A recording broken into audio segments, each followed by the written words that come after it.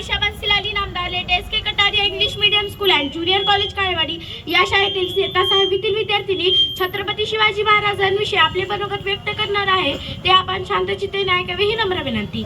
भवानी मातेचा लेक तो मराठ्यांचा राजा होता, भवानी मातेचा लेक तो मराठ्यांचा राजा होता, झुकला नाही कोणासमोर, मुघलांचा तो बाप होता, मुघलांचा तो बाप होता।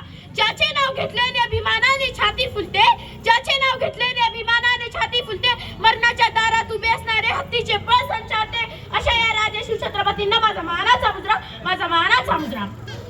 जो 65 किलोची तलवार चालवतो त्याचे नाव यशाजी, जो 2000 सैनिकांची एकटा लढतो त्याचे नाव बाजी, जो 8 तासात घोड्यावरून दिल्लीवरून पुण्यात येतो त्याचे नाव संताजी, जो शत्रूच्या झुंड्यात घुसून शत्रूवर वार करतो त्याचे नाव धनाजी, जो सिंहाशी लढून सिंहाचा जबडा फाडतो त्याचे नाव छत्रपती संभाजी महाराज, आणि हे सगळे मिळून जो स्वराज्य स्थापन करतो त्यांचे नाव छत्रपती शिवाजी महाराज।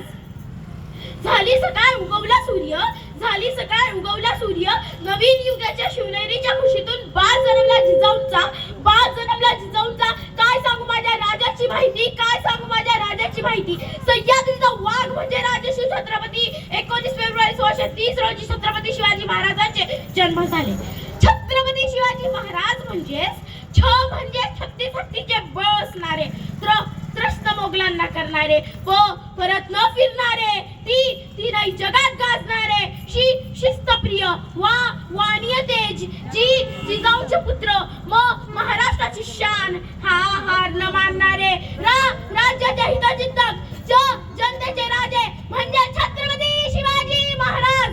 आज विषय मांडते शिवरायांच्या विचारांनी आजचा तरुण। मी इनामदार आयुष्याच्या मातीमध्ये उभी आहे, ती हीच माती जिने 700 वर्षांपूर्वी देवगिरीचे ऐश्वर्य, बिलोनी साम्राज्य,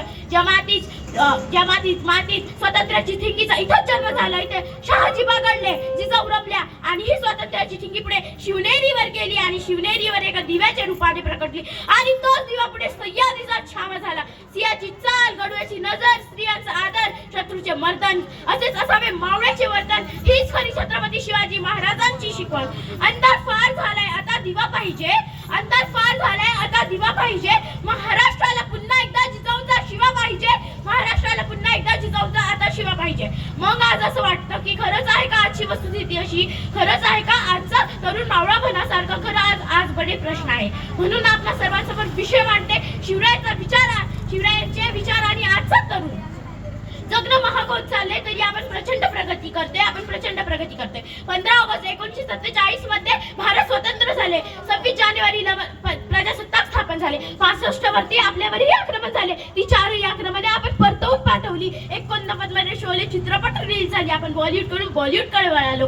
89 मध्ये 18 वर्षाच्या तरुणांना राजकारणात उभं राहता यावं राजीव गांधींनी प्रयत्न करायला सुरुवात केली। 2000 मध्ये कॉम्प्युटरच्या बाबतीत जगाचे बाप झाले।